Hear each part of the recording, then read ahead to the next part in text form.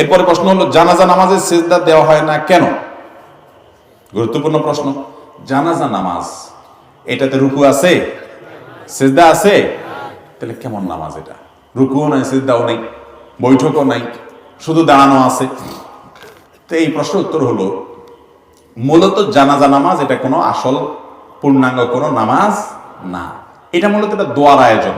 এটা কিসের আয়োজন? দোয়ার আয়োজন। সেজন্য সেখানে রুকু সিজদা নেই, বৈঠক নাই, এটা গতানুগতিক নামাজ না। এখানে যে সালাত বলা হয়, নামাজ বলা হয়, নামাজ শব্দ, সালাত শব্দের অর্থ মূলত দোয়া। সালাতুল জানাজা মানে মৃত ব্যক্তির জন্য কি? এটা মূলত তার জন্য দোয়ার আয়োজন, সেজন্য দাঁড়িয়ে তার জন্য দোয়া করা হয়। রুকু সিজদা তো আল্লাহ তাআলার প্রতি কৃতজ্ঞতা নিবেদন। এখানে আল্লাহর প্রতি কৃতজ্ঞতাটা মুখ্য না, মুখ্য হলো মুর্দার জন্য কি করা? ওই দোয়ার প্রয়োজনে আল্লাহর প্রশংসা করি, আমরা সানা পাঠ করি, আল্লাহর প্রশংসা আমরা সেখানে করি, ফাতিহা পাঠ করি, দুরূদ পাঠ করি, নবীজির প্রতি দুরূদ, যাতে করে দোয়া কবুল হয়। এটা পুরোটা দোয়া। জানাজা নামাজটা মূলত কি? এটা কোনো গতানুগতিক নামাজ না, যার কারণে সেখানে রুকু সিজদা নাই। এরপরে প্রশ্ন হলো, ফরজ নামাজের পর ইমাম সাহেব মুসল্লির দিকে ফিরে বসবেন নাকি কিবলার দিকেই থাকবে? এটা সুন্নাহ পদ্ধতি কি?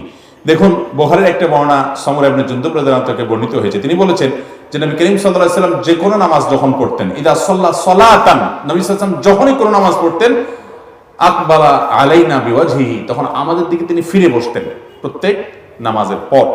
অন্য আরেক বর্ণনায় আছে, নবী এক সাহাবী বলেছেন যে নবী আলাইহিস সালাম নামাজের পর যাতে আমার দিকে ফিরে বসার জন্য যে কোনো নামাজ আমরা নবীজির ডান পাশে পড়ার চেষ্টা করতাম, কারণ তিনি এদিকে ঘুরে বসতেন। এজন্য নামাজের পরে মুসল্লির দিকে ঘুরে বসা নবী সাল্লাল্লাহু আলাইহি ওয়াসাল্লামের একটা সুন্নাহ। এটা আমরা অনেকেই করি না, বা এই সুন্নাহর উপরে আমল অনেক ক্ষেত্রেই নাই। আমার বয়স 28 বছর, বাবা মা ছোটবেলায় আকিকা করেনি, এখন আমি কি আমার উপার্জিত অর্থ দিয়ে আকিকা করতে পারবো? বিস্তারিত জানতে চাই।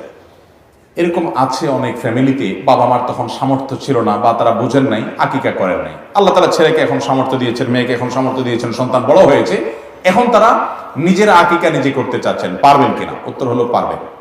নবী করিম সাল্লাল্লাহু আলাইহি ওয়াসাল্লাম নিজে বয়স হওয়ার পর তিনি তার নিজের আকিকা নিজে সম্পাদন করেছেন, বিভিন্ন হাদিস থেকে প্রমাণিত। যার কারণে যদি আকিকা মূলত বাবার উপরে বর্তায়, বাবা যদি না করে থাকেন, এখন বাবার সামর্থ্য নাই, ছেলেকে আল্লাহ বড় হওয়ার পর সামর্থ্য দিয়েছেন, জানতে পেরেছেন যে বাবা তার আকিকা করতে পারেন নাই, তো তিনি নিজে নিজের আকিকার ব্যবস্থা করলে সেটা জায়েজ হবে এবং হাদিস থেকে সেটি প্রমাণিত।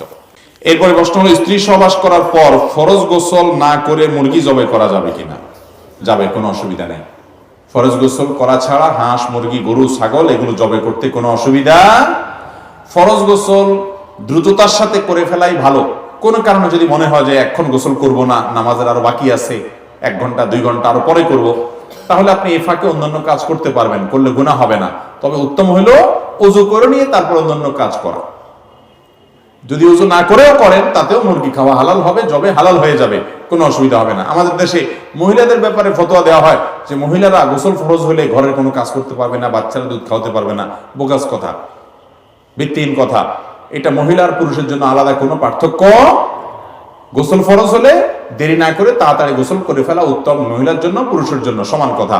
যদি কোনো কারণে দেরি করতে হয়, তাহলে আপনি গোসল ফরজ হয়েছে রাত 10টা, 11টা, 12টা, 1টা, ফজর নামাজ এখনো বাকি আছে, আপনি ফজরের আগ দিয়ে গোসল করতে চাচ্ছেন, চলবে, অসুবিধা নেই, ফজরের আগে তো করতেই হবে। তো আপনি এই সময়টা ঘুমাইতে চাচ্ছেন, ওযু করে ঘুমান, এটা উত্তম।